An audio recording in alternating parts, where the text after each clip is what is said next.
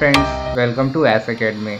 Friends, जैसा कि मैंने कल रात में आपको एक डीपीपी अपलोड किया था हमारे चैनल पे, तो फ्रेंड्स आज से हमारे चैनल पे यही स्टार्ट होने वाला है डीपीपी का सीरीज़। तो जो मैंने कल डीपीपी डाला था, आज मैं इस वीडियो में उस डीपीपी का सॉल्यूशन करवाऊँगा। ऐसे ही हमारे चैनल पे ये सीरीज़ चलेगा, तो आप इस सीरीज़ को फॉलो करना। आशा करता हूँ आपको ये सीरीज़ बहुत ही हेल्पफुल होगा। और ये हर एक डीपीपी में 25 क्वेश्चंस रहेंगे, जो कि बहुत इंपॉर्टेंट है एग्ज़ाम के व्यू से।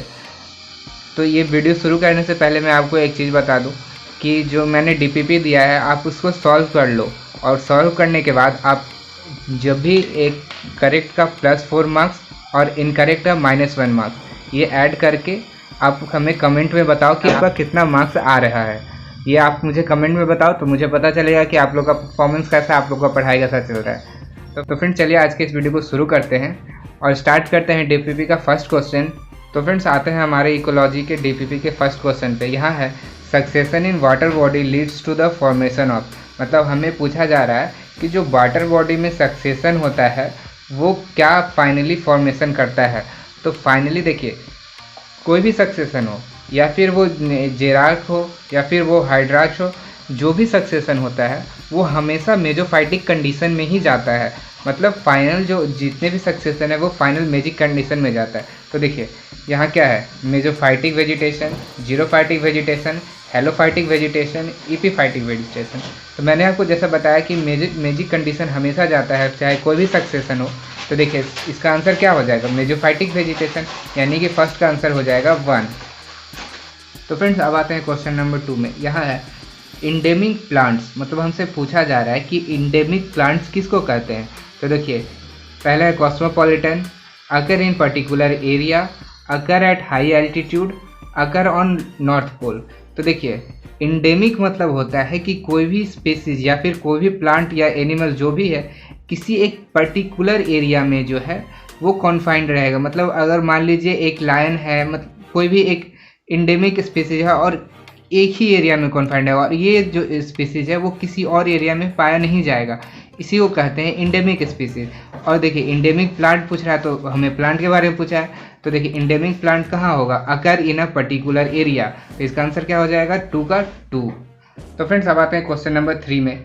यहाँ है increase of population under optimum condition is termed as. मतलब हमसे पूछा जा रहा है कि अंडर ऑप्टिमम कंडीशन में जो इंक्रीज इन पॉपुलेशन होता है उसको क्या कहते हैं। तो देखिए जो अंडर ऑप्टिमम कंडीशन में इंक्रीज ऑफ पॉपुलेशन होता है उसको कहते हैं हम लोग बायोटिक पोटेंशियल। क्या, बायोटिक पोटेंशियल। तो देखिए यहाँ पे बायोटिक पोटेंशियल है ऑप्शन में, तो इसका आंसर क्या हो जाएगा, 3 का 3, बायोटिक पोटेंशियल। तो फ्रेंड्स, अब आते हैं क्वेश्चन नंबर 4 में। यहाँ है the basic unit of ecological study. मतलब हमें पूछा जा रहा है कि जो इकोलॉजिकल स्टडी का बेसिक यूनिट क्या होता है। तो देखिए इकोलॉजिकल स्टडी का बेसिक यूनिट होता है वो होता है ऑर्गेनिज्म, क्योंकि ये सबसे छोटा यूनिट होता है।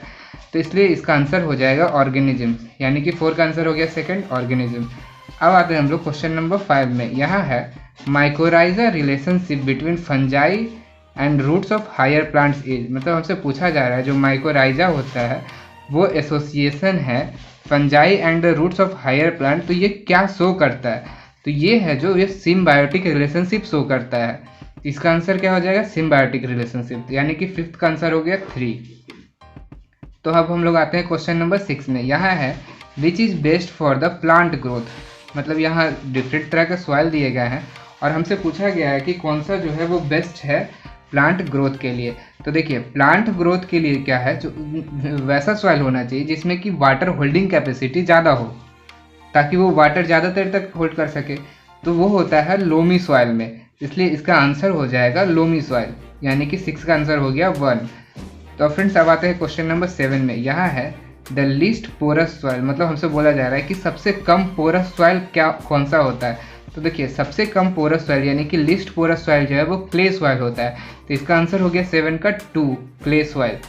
तो फ्रेंड्स, अब आते हैं क्वेश्चन नंबर 8 में। यहाँ है the science dealing with soil. मतलब जो सॉइल जो साइंस डील करता है सॉइल से, उस ब्रांच को हम क्या कहते हैं। तो उस ब्रांच को हम लोग कहते हैं पेडोलॉजी। मतलब जो अगर हम लोग बोलेंगे कि स्टडी ऑफ सॉइल को क्या कहेंगे, उसको कहेंगे हम लोग पेडोलॉजी। तो इसलिए 8 का आंसर क्या हो जाएगा 1।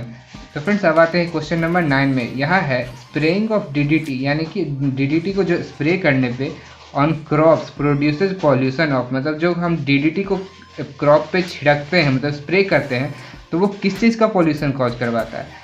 तो क्या होता है कि डीडीटी का जो पॉल्यूशन मतलब हम लोग जो स्प्रे करते हैं तो सबसे पहले तो वो सॉइल में पॉल्यूशन कॉज कराएगा, उससे वाटर में जाएगा, फिर वाटर से जाता है वाटर एयर बॉडीज में, तो टोटल वो एयर सॉइल वाटर तीनों को पॉल्यूट करता है। तो 9 का आंसर क्या हो जाएगा एयर सॉइल एंड वाटर तीनों, यानी कि 9 का आंसर हो जाएगा 3।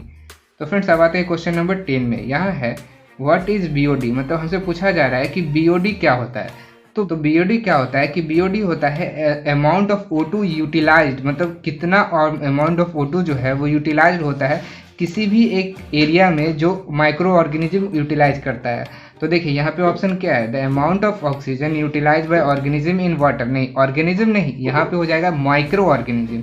तो देखिए the amount of oxygen utilised by micro organism for decomposition, main यहाँ पे है फॉर डिकम्पोजिशन, आपको ये ध्यान रखना है कि डिकम्पोजिशन के लिए।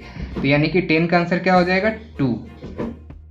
तो फ्रेंड्स अब आते हैं क्वेश्चन नंबर 11 में। यहाँ है which of the following is absent in polluted water, मतलब हमसे पूछा गया है कि जो 4 ऑप्शन दिए हैं उनमें से कौन सा है जो एब्सेंट होता है पॉल्यूटेड वाटर बॉडीज़ में। तो देखिए पॉल्यूटेड वाटर बॉडीज़ में हाइड्रिला तो प्रेजेंट होता है, वाटर हेसिकेट भी प्रेजेंट होता है एंड ब्लू ग्रीन एल्गी तो प्रेजेंट होता ही होता है। यहाँ पे जो है वो लार्वा ऑफ स्टोन फ्लाई ये प्रेजेंट नहीं होता है, यानी कि पॉल्यूटेड वाटर बॉडी में कभी भी larva of stone fly present नहीं होगा, इसलिए 11 का आंसर हो जाएगा 3। तो फ्रेंड्स अब आते हैं हम लोग क्वेश्चन नंबर 12 में। यहाँ है which is the intensity of sound in normal conversation, मतलब हमसे बोला गया है कि जो नॉर्मल कन्वर्सेशन में इंटेंसिटी ऑफ साउंड क्या होता है। तो इंटेंसिटी ऑफ साउंड जो होता है वो होता है 70 to 90 डेसिबल्स। तो देखिए 12 में 70 to 90 डेसिबल्स कहाँ है, यह थर्ड ऑप्शन में है, तो 12 का आंसर हो जाएगा थर्ड 70 to 90 डेसिबल्स। अब हमसे पूछा गया है क्वेश्चन नंबर 13 में अ पाउंड इज, मतलब एक पाउंड यानी कि एक तालाब है, उसको हम लोग क्या कंसीडर कर सकते हैं। तो उसको हम लोग कंसीडर कर सकते हैं एक नेचुरल इकोसिस्टम की तरह, यानी कि हम इसको कह सकते हैं कि एक नेचुरल इकोसिस्टम है। तो देखिए 13 का आंसर क्या हो जाएगा सेकंड नेचुरल इकोसिस्टम। अब आते हैं हम लोग क्वेश्चन नंबर 14 में। यहाँ है नेपेंथस, यानी कि नेपेंथस क्या होता है इंसेक्टिवोरस प्लांट होता है। तो इंसेक्टिवोरस प्लांट जो है वो किस तरह का काम करेगा। तो देखिए प्लांट है तो वो प्रोड्यूसर तो होगा ही होगा, और जब इंसेक्टिवोरस प्लांट है तो वो इंसेक्ट को भी ईट करेगा, तो यहाँ पे प्रोड्यूसर का काम कर रहा है, और जब वो इंसेक्ट को ईट करता है तो वो कंज्यूमर की तरह काम करेगा।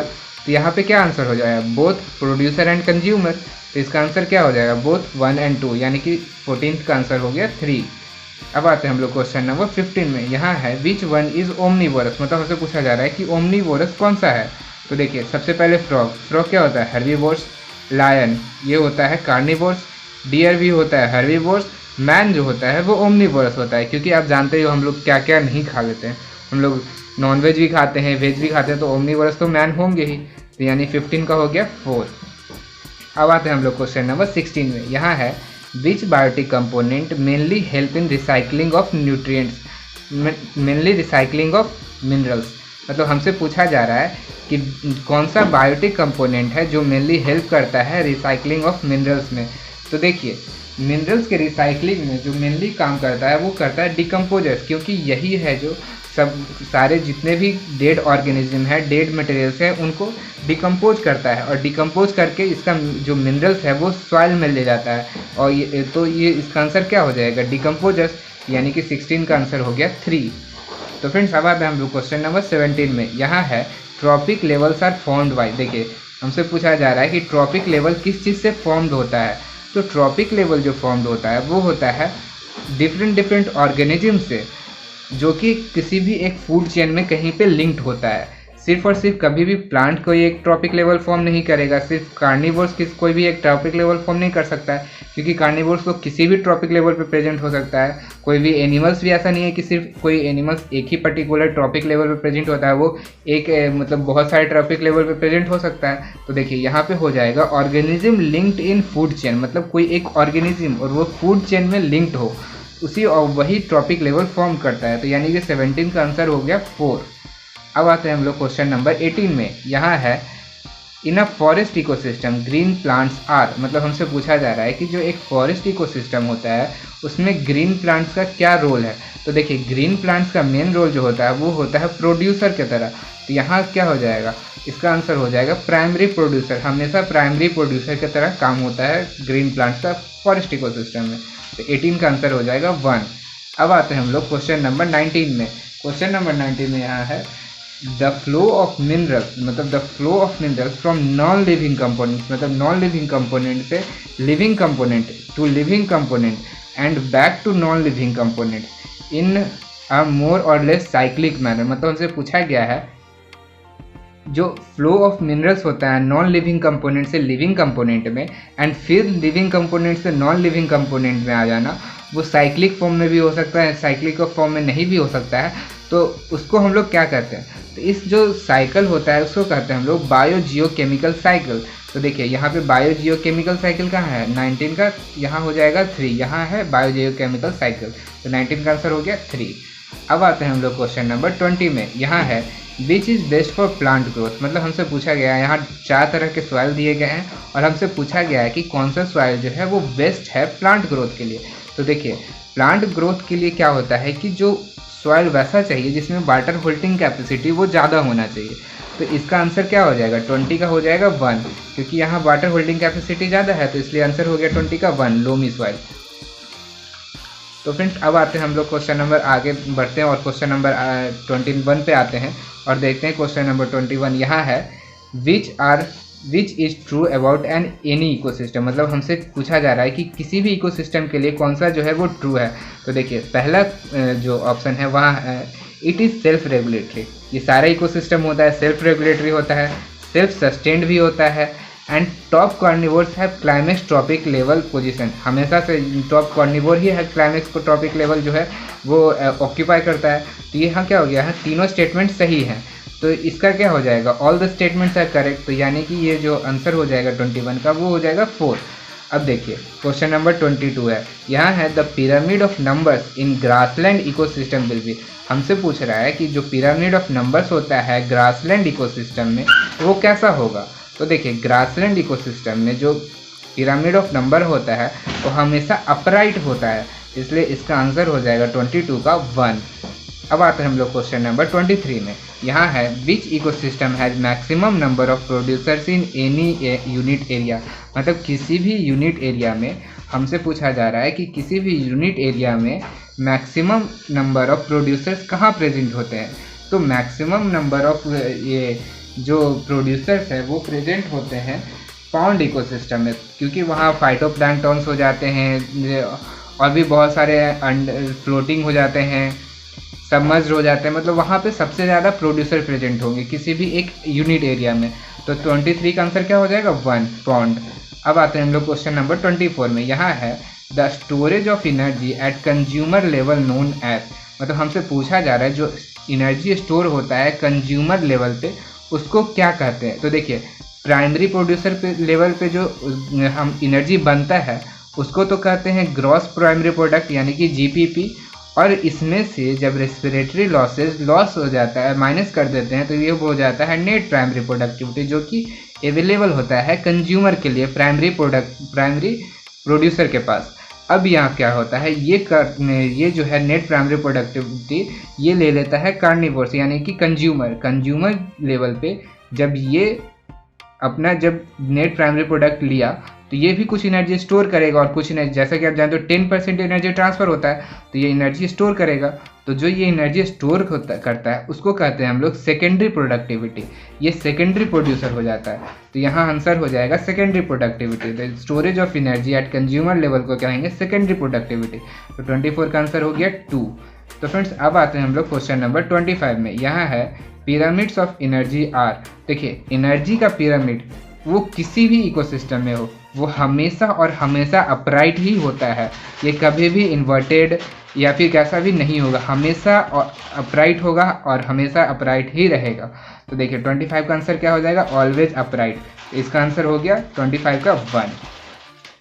तो बस फ्रेंड्स आज के जो इस डीपीपी में मुझे यही 25 क्वेश्चंस बताने थे इकोलॉजी के, और आगे भी मैं मतलब रेगुलर डीपीपी आते रहेगा हमारे चैनल पे।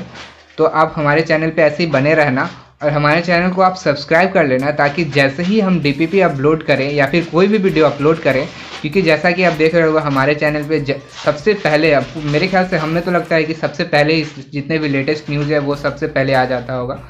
तो आप हमारे चैनल को सब्सक्राइब कर लीजिएगा, इससे आपको तुरंत ही नोटिफिकेशन मिल जाएगा।